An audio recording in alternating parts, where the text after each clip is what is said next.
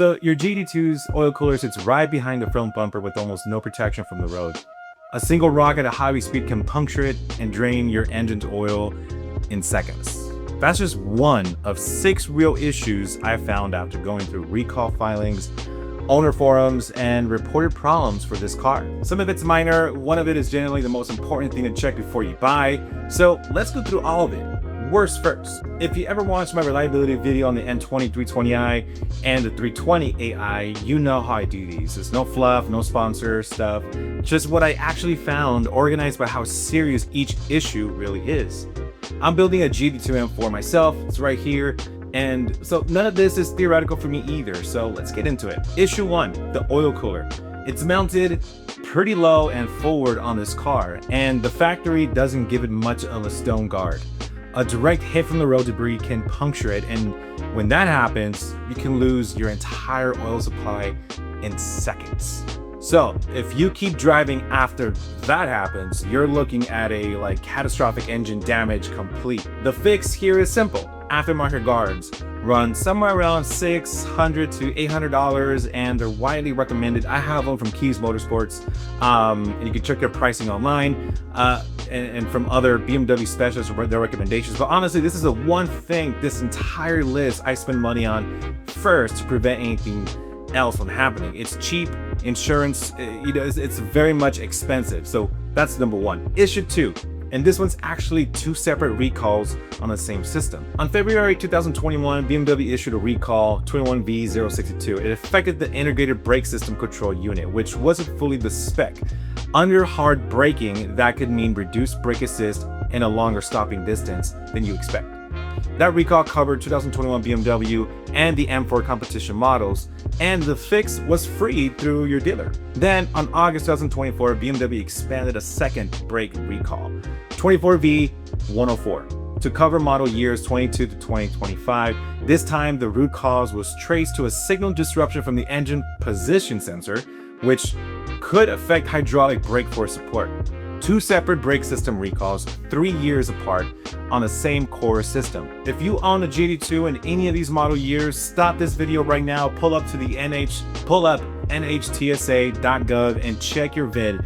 Both of these were free fixes, but only if the work actually got done under a specific car. Issue number 3, the cooling system.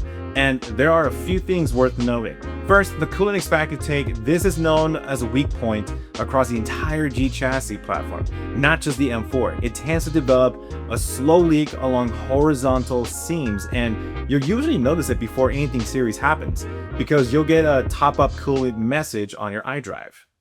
And you might see some white crusty residue near the tank itself. Second, the electric water pump. It uses a plastic impeller that can crack or seize over time. And if you notice your coolant temperature fluctuating, a coolant warning light, or a whining noise coming from the front end of the engine, that's usually the culprit. Specialists generally recommend a preventative replacement somewhere in the 50 to 60,000 mile range. Luckily, I'm about 34,000, so I still got some time to go here. And third, on early production cars, generally 2020 through 2022, the most commonly reported issue was an oil leak from the oil cooler seal itself. Now, which was typically caught and fixed under warranty. None of these 3 are dramatic on their own, but if you're shopping for a used G82, it's worth directly asking the seller where the coolant tank has already been replaced, because it's a simple, most common complaint I found in my research. Issue number 4, and this one's a little personal for me. Oil vapor from the crankcase ventilation system can deposit carbon on the valve stem and intake ports over time. When that builds up, you'll start to notice a rough idle, reduced power, and occasionally a misfire. That sounds familiar because it basically is the exact same thing that happened on my N20 that I covered years ago, right? Different engine, same root cause, oil vapor, carbon buildup, and it just blew up. A lot of the diagnostic steps actually carry over almost exactly, and I'll link that video for you to watch it, because if you're already comfortable with that fix on the N20, you're almost on the way to understanding it on the S58 too. Issue number 5, and I'll keep this one short because it's not specific to this car. iDrive 7 and iDrive 8 software bugs show up across basically every current BMW, to be honest. Not just the L4. Screen freezes, Bluetooth dropouts, that kind of thing. It's annoying, but it's not expensive, and honestly, it's usually resolved with a software update at your next service visit. And the S58 engine in this car fixed the single biggest problem that plagued its predecessor, the S55. There is no equivalent rod bearing failure pattern here.